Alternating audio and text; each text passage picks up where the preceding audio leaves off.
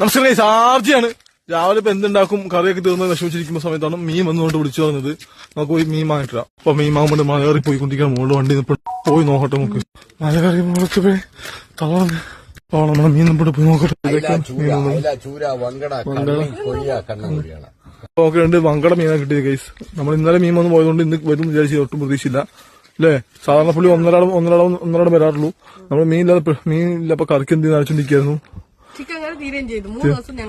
അതെ, ഇന്നലെ മീൻ വന്നപ്പോ നമ്മൾ താഴെ പരുത്തിക്കുഴി നിൽപ്പായിരുന്നു, അതുകൊണ്ട് വാങ്ങാൻ പറ്റിയില്ല.